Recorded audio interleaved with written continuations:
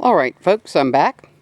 Now, I've got all my bits and bobs out here, and as far as the hammock is concerned, I don't know if you can see, but on the top of that hill there's a little stand of trees. Well, that is between the farmland and the quarry, which is right over that hill. I believe it belongs to the quarry, and I don't think they'd care a bit if I went up there and did some hammock videos. One of the nice things is that there used to be a house up there before the quarry bought the land, and as a result, they have a road that goes up to it.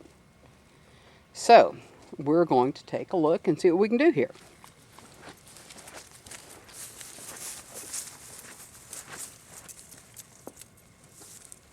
Oops. Have you fed the bunnies and the ducks today? All right, that's better. I can see my camera now.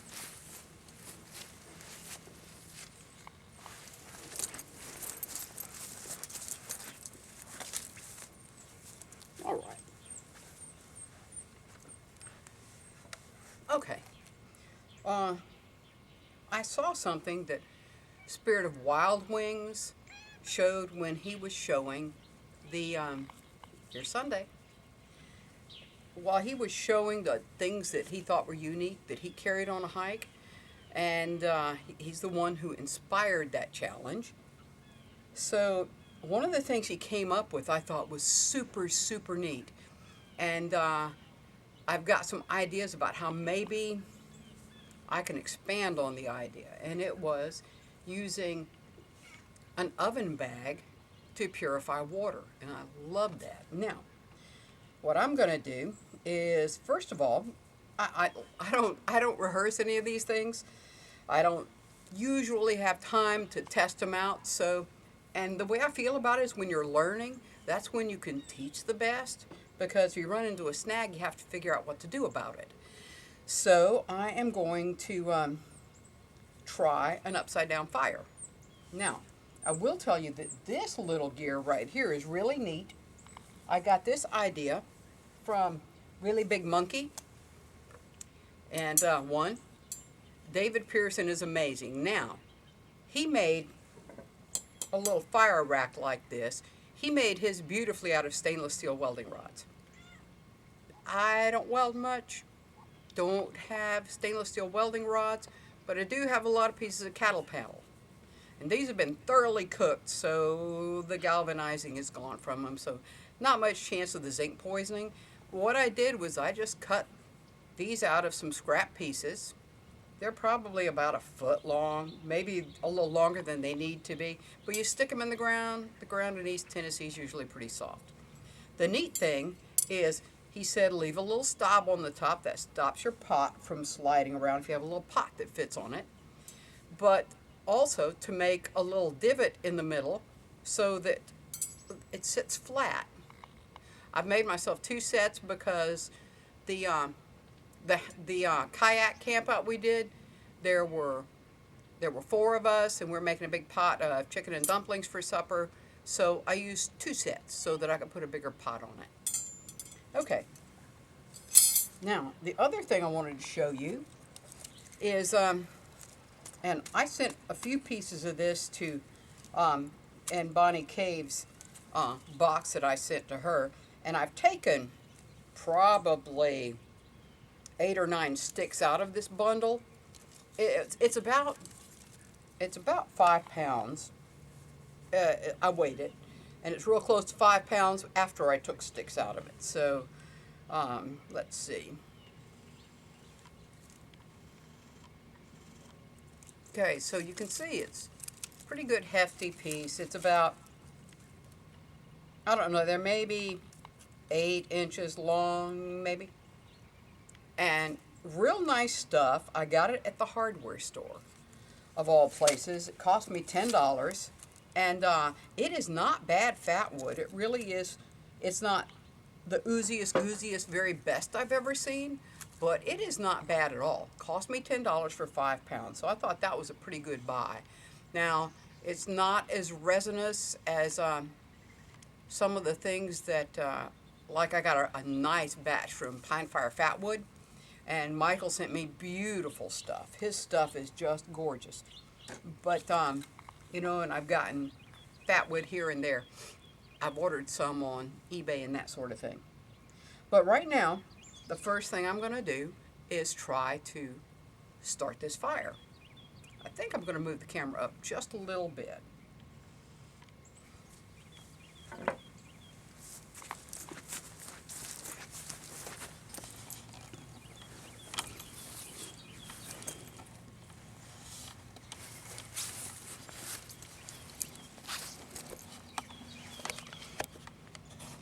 And I'm moving the camera up not so that you can see better. I can always zoom you in. I'm moving the camera up so I can see better. Let's see how that goes.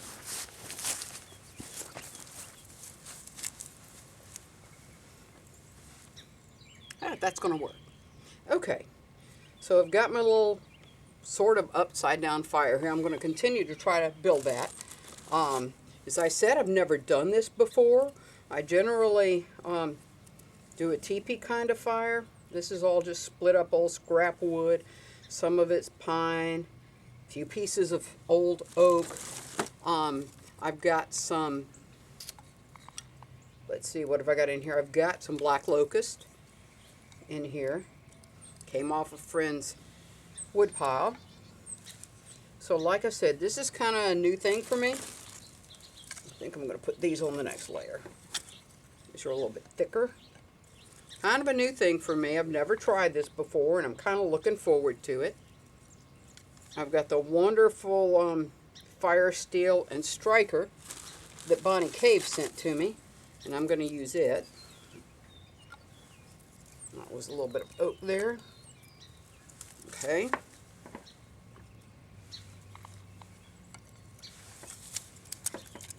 And we'll see how this goes. Now, I've used a couple of different little grates for my fire, and sometimes it's just a bit of hardware cloth that I've burned off. So, I think that's what I'm just going to plop on here today, is just a piece of hardware cloth.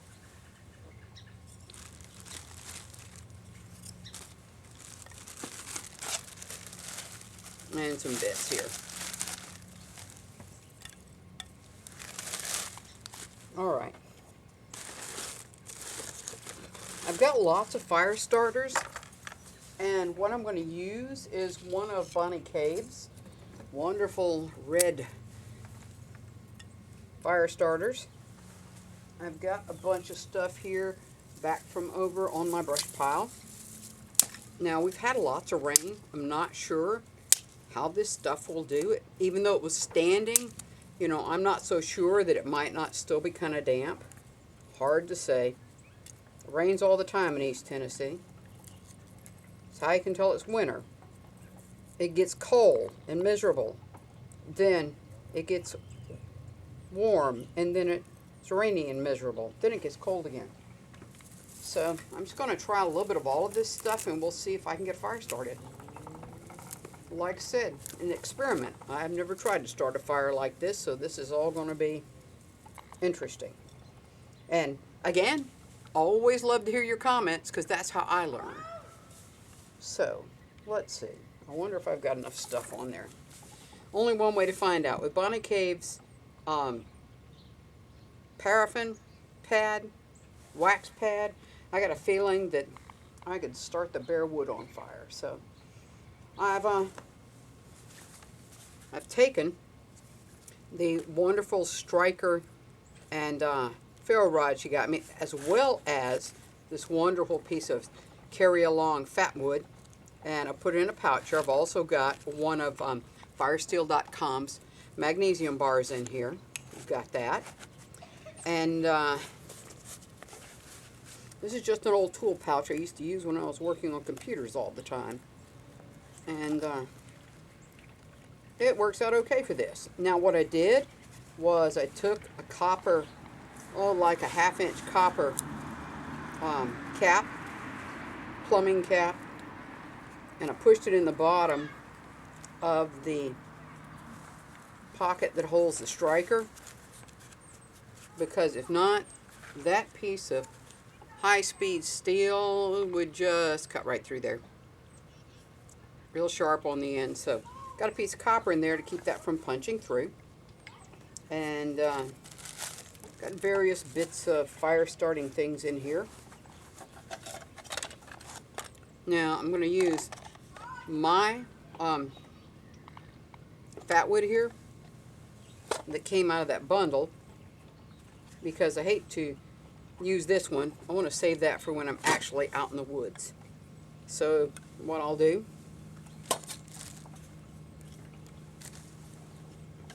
I'm going to shave some of this up.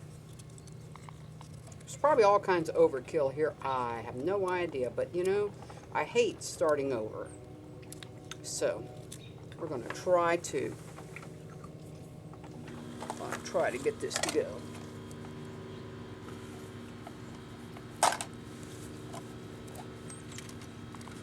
I'm going to use half of one of Miss Bonnie's. Wonderful. I pulled a piece of this off the night I got them, and it went up with one spark from this fire steel. So I've got a feeling it'll do fine for this one, even though it's just barely over a half of one. Put that on top of that. And so the idea that Spirit of Wild Wings had was that you could use an oven bag, put it on your little fire stand like this, put water in it. Number one, you like to have in an emergency kit, you like to have some plastic bags anyway as a last ditch for gathering water. The nice thing about having that plastic bag be an oven bag is that you can heat the water in it. And that's what he did. He had it at a rolling boil sitting on top of his little grate. And then you could carry it in it. It's purified. You know, you boiled it. You know what? This is some really pretty fat wood. I want you to see this. Let me see if I can zoom you in some.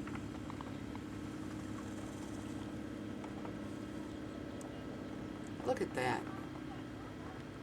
Isn't that pretty? Just beautiful stuff. And again, I don't know if this is the same as what Bonnie calls the big box store stuff. It did come from the hardware store. So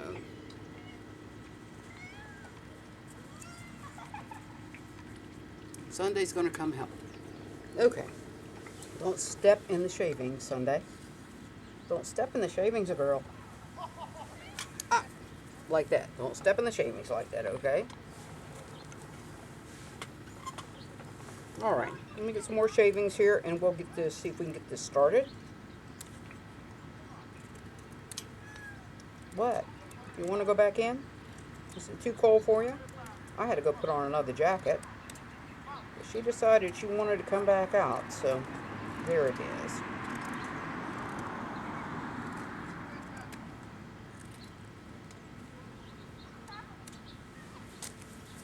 All right.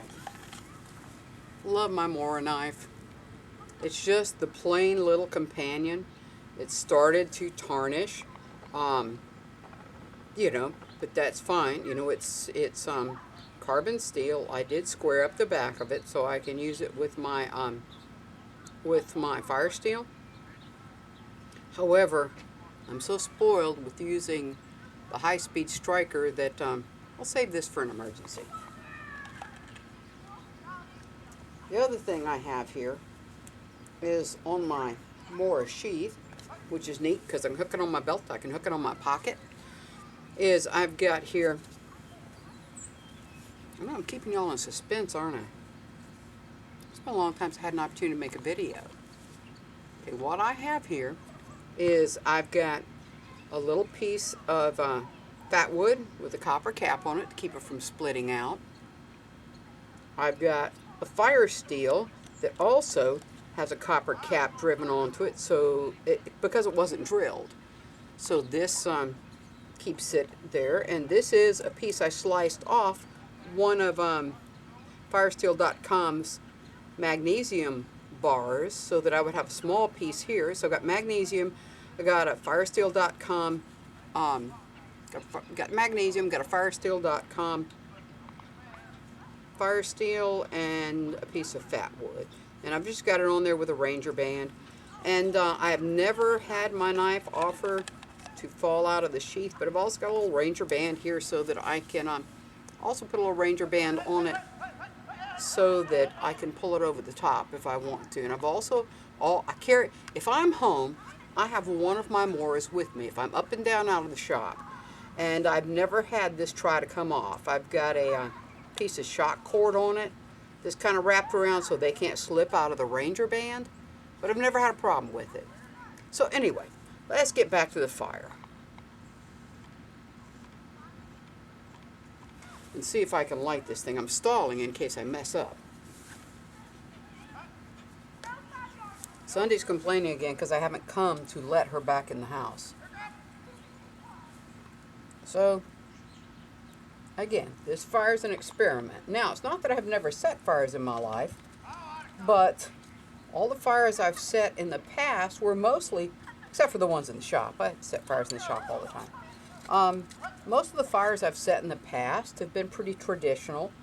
You know, a little teepee, feed it with fine stuff, heavier stuff, thicker stuff, and keep going until I have gotten it with, built up to the heavy stuff for the coals.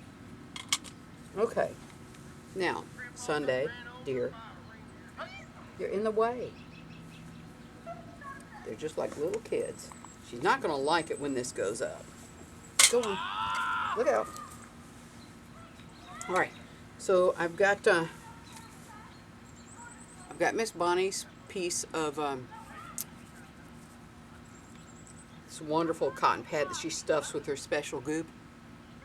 And they really light well. As you can see, when you tear them, break them open, I doubt if you can see it, but it's got all these, see if they'll focus, can you see all the little fuzzy edges? Let me tell you, yeah howdy, those are going to go up, okay?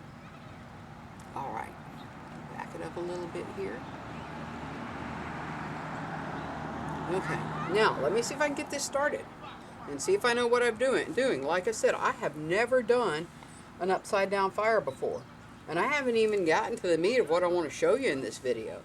I may have to get it started and go to the next bit in another segment. So let's see what we can do here.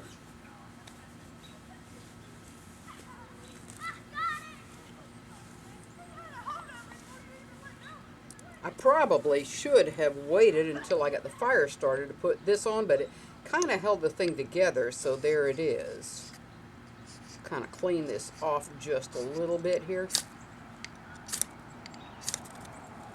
There we go. Took me all of 3 strikes. So let's see what we're going to get here. See if this is going to work as advertised or whether or not it's... And I don't know how damp these little flowers are either. So we're going to see.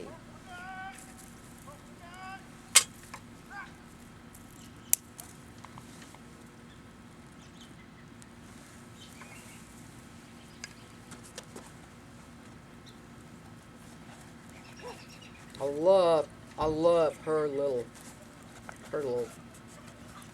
tender pads. They're amazing. She's going to make me some more. I can't wait.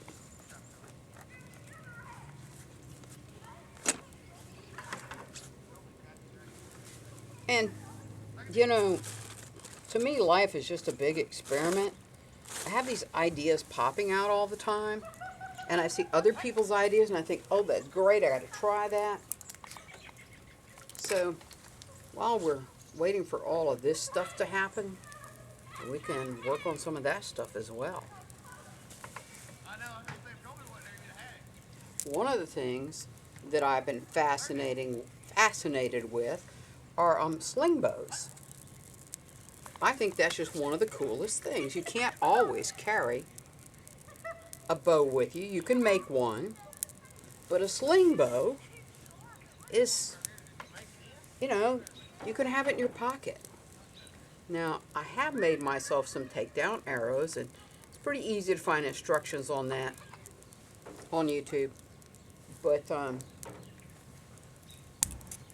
I just love the sling bow itself, and I've kind of messed around with that quite a bit. And this is one. I got this little cheap metal slingshot, I think, at oh, what is it? Tool Warehouse, something like that. It was over in Sevierville, and I got that, and I think it was maybe $1 or $2. It was cheap, and I did put a piece of electric fence wire here across it. I had to put a strap on the end because it's really hard to hold it. And the other thing I did was I found this little wooden finial at Joann's Fabrics, and I cable tied it into the little leather pouch, and as a result, you can take your arrow, put it in the little pouch.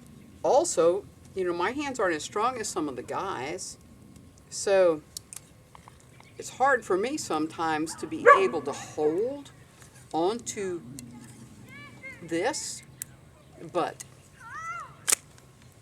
my goodness, does it work well. And at short distances, now this is just a little kid's arrow that's got a blunt tip on it, but it works well. I get really good penetration with it at reasonably short distances. So that's something, you could have it in your glove compartment, you could have it in your pocket. I mean, look at that. Look how little that is. And if you had 1 or 2 takedown arrows also in your glove compartment or in your pack or in your pocket, it's a great thing. Sometime we'll shoot that and do a video on that. I'm trying to ignore this because I've been poking at it, and I'm trying to just let it do its thing. And it seems to be doing its thing. It's kind of cool. So, while this is kind of heating up, I'm going to put that right there. That's my little piece of hardware cloth. It's pretty much had all of the galvanizing burned off of it by this point, so I don't worry so much about zinc poisoning. But what Spirit of Wild Wings did is, as I said, he took an oven bag in order to boil his water. Now, I got some of these cheap ones. They are 4 for $1 at the Dollar Tree. Now I'm going to try it also with some of the, Reynolds, the ones Reynolds makes. Crock pot liners may also work for this. I don't know if they're as good a shape. We'll have to see. I'm thinking kind of deep is going to be a little better. And what he did was he just kind of tied it in a knot at top and put it on the fire. Now, I'm going to do something just a little bit different. I am going to adapt it so that I can hang it, and we'll see where it goes from there. I think I'm going to put a few more sticks on here. Like I said, I'm not accustomed to this whole top-down fire. It could be fine, I'm sure, but we're going to see.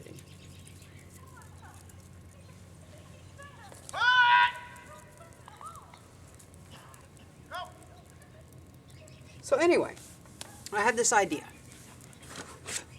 You can get these cans of heat that go on to chafing dishes or something, go under chafing dishes to keep food warm. I thought these might be a really cool thing to take camping. You unscrew it, and you got a wick in there, and it's got some kind of alcohol / gel fuel in it. Well, When I went camping at the Nap Inn, I took this and I put a couple of cups of water on to boil and went away, looked around the Nap Inn, came in, and it was almost out and really got the water good and hot, but not quite scalding. So maybe I could have pulled the wick up or something, but basically it ran out of fuel before it boiled the 2 cups of water. So anyway, but my attitude is I have still got a can and a wick and a lid. I've got a little take-along lantern, if nothing else. I can try to use this with oil. So, thinking about these bags, it occurred to me that I could take one of these little empty cans and adapt it. Now, I don't know yet whether it's going to work. I haven't even tried it. It could be that the plastic's going to be too thick, but my thought is that what I may be able to do is use this to hang my bag. As you can see, I've put a little bail on it. I just took a can opener, cut it out of the top of the can. It's got good sturdy threads on it. And the lid, I drilled some holes in it to let steam escape. Put a piece of stainless steel wire in it. So what I'm going to do is see if I can make this be an opening for that bag of water. So, I'm going to move the camera around just a little bit.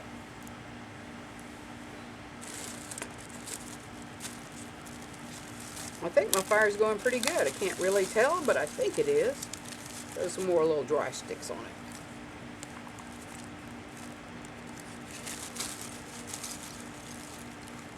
Squirrel.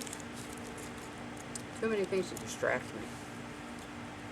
Okay, I think what I'm going to do is I am going to get this stuff ready, get the bag out, but I think I'm going to break the video now and continue with this in part 2. Okay, I'll see you in the next one. Thank you.